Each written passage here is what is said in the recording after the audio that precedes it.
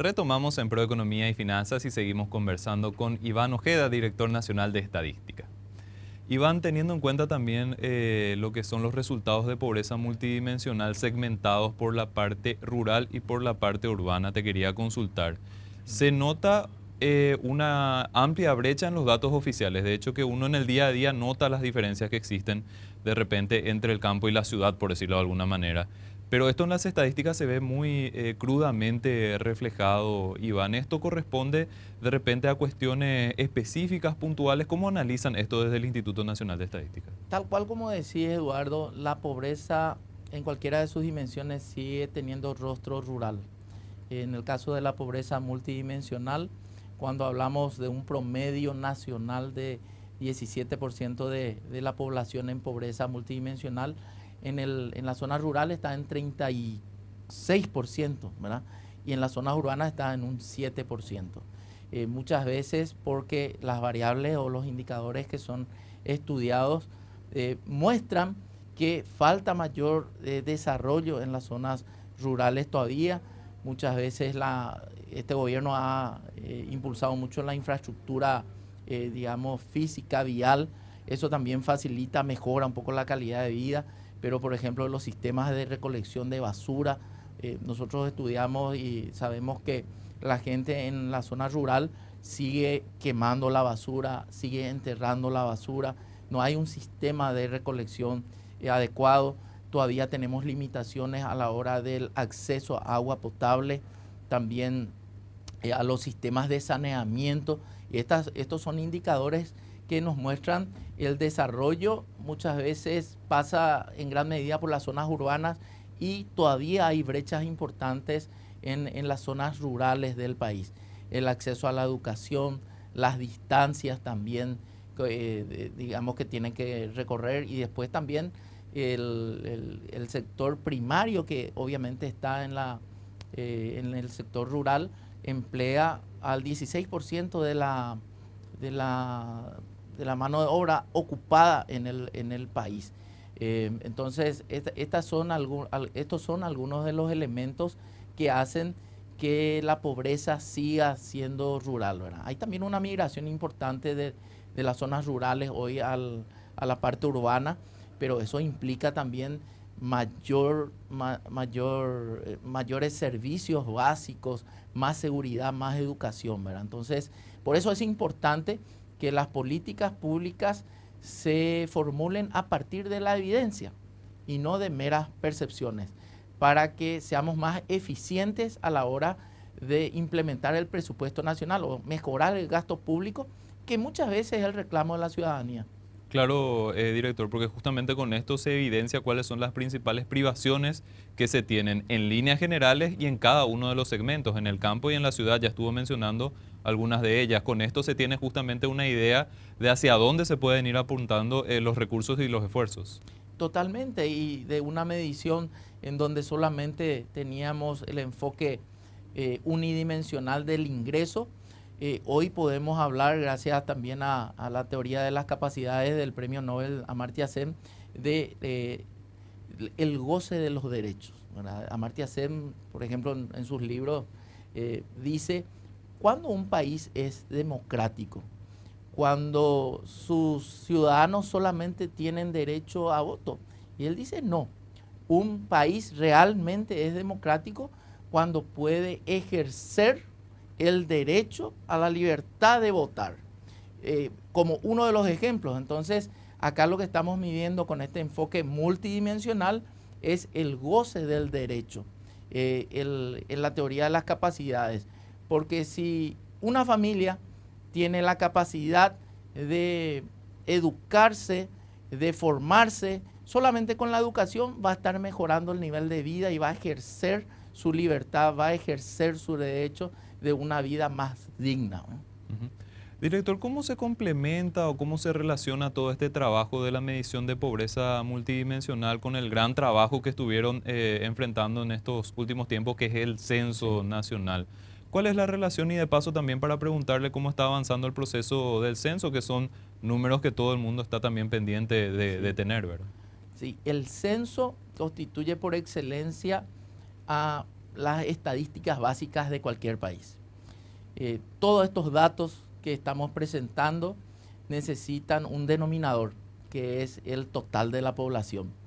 Necesitamos saber el total de población rural, urbana, pero no solamente eso, sino que el censo, la riqueza de información que nos da un censo a nivel desagregado, a nivel granular, porque podemos llegar a nivel de distrito, inclusive de barrio, es a las políticas públicas lo que en un momento fue el microscopio para la biología. No existe otro operativo estadístico que nos dé esa calidad de información. Y aparte, cualquier estudio, cualquier encuesta que se realice y que se precie de ser seria y de calidad, necesita un marco muestral. Ese marco muestral se construye a partir de los censos nacionales de población. El objetivo principal de un censo tiene que ver con actualizar la ecuación de población, que es prácticamente entender cuántos pobladores o cuál es el stock de población actualmente, más nacimientos, menos mortalidad, más menos migración. Entonces vamos a conocer cuántos somos, dónde estamos, cómo estamos, y todo esto nos va a decir qué necesitamos como país para que la gente viva mejor en el Paraguay. Actualmente estamos terminando la digitalización de una cantidad impresionante de cuestionarios. Son más de 70 millones de páginas de cuestionarios que ya están totalmente digitalizados. Esto ha pasado por un control de calidad. En algunos casos hemos vuelto a las viviendas si encontrábamos algunas inconsistencias.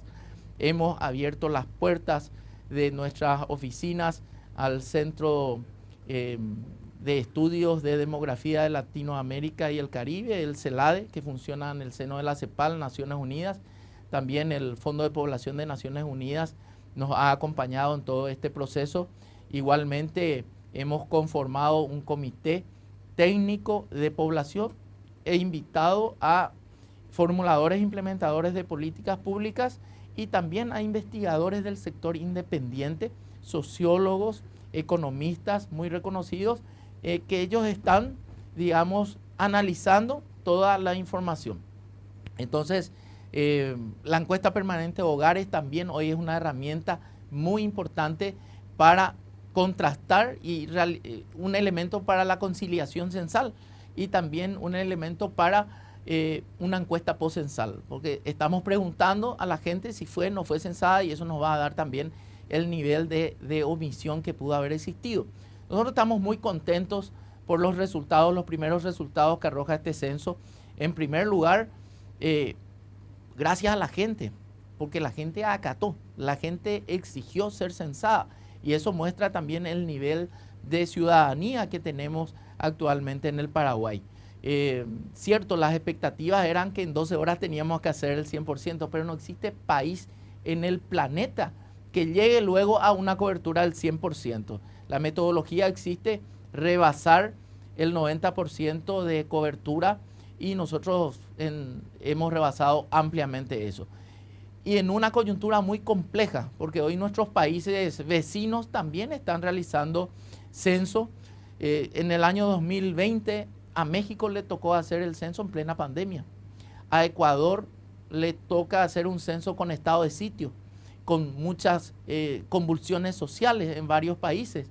Brasil tenía previsto hacer su censo en 3 meses, tuvieron que extender a 10 meses. Entonces, muchos desafíos que hemos tenido que encarar y Costa Rica hoy está también con serios problemas de cobertura, ojalá que puedan resolver.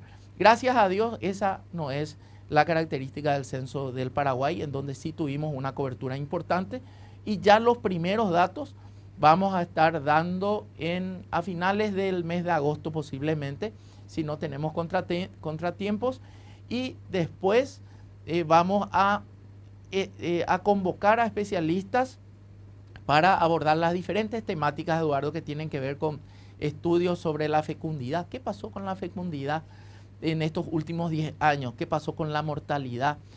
¿Cómo se comportó la migración en los últimos 10 años? ¿Cómo está el déficit habitacional a cuánta gente le falta casa, qué pasó con la salud, con la educación, cómo está el analfabetismo, cómo se comportó. Hoy sabemos que en promedio un habitante en el Paraguay tiene 10 años de estudio. Eso, los censos anteriores nos mostraba que crecía un año cada decenio. Entonces, vamos a ver en estos últimos 10 años también cómo esto evolucionó. El censo indígena, realizamos el 4º censo indígena también, con un éxito rotundo que tuvo que ver con una gran participación, un involucramiento espectacular de nuestros hermanos indígenas. Ellos fueron los protagonistas, ellos fueron los censistas, los supervisores, y eso también nos da una gran cobertura de ese censo. Entonces, todo esto vamos a estar publicando en los años siguientes, porque el censo es un proyecto de 5 años. Este es el año 2 del censo. El año 1 es del precenso, el levantamiento censal, y luego los siguientes años de procesamiento, publicación y difusión de la información. Esto justamente, director, como está diciendo, se va a ir divulgando por áreas temáticas, es decir, se va a estar teniendo presentaciones periódicas de los datos del censo. ¿Con qué arranca esto, director? Arranca con una presentación en el mes de agosto sobre los datos preliminares o los primeros datos del censo. Vamos a tener seguramente, vamos a hablar de totales, ¿no? Todavía no vamos a hablar de muchas desagregaciones, vamos a hablar un poco de lo que fue la operativa, quizás un componente del censo indígena también, ¿verdad?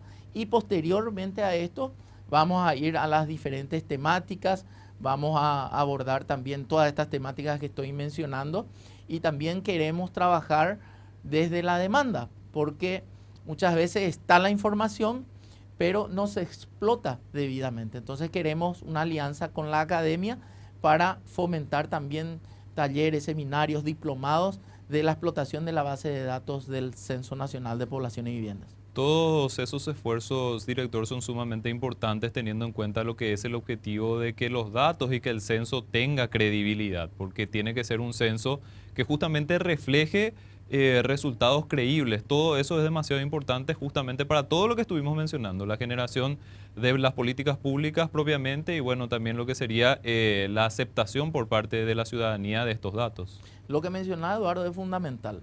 La credibilidad pasa también por la transparencia del proceso, por abrir las puertas a organismos internacionales, también a nuestra comunidad de investigadores independientes, y eso es lo que estamos haciendo.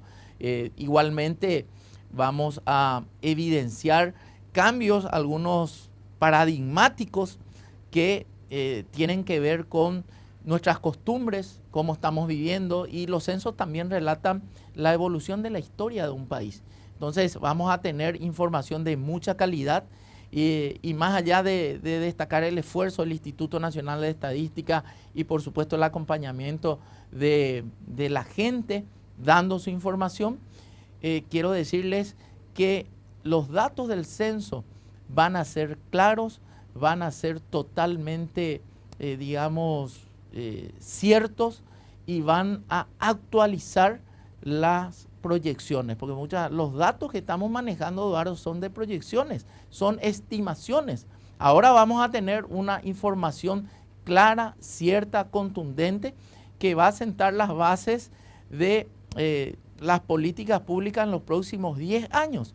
Y vamos a marcar un hito también de innovación con este censo, porque hablando de transparencia, nosotros vamos a disponibilizar también los microdatos, por supuesto dentro del secreto estadístico. No vamos a identificar nunca al informante, al ciudadano informante, pero sí vamos a disponibilizar los microdatos para que los investigadores puedan reprocesar la información.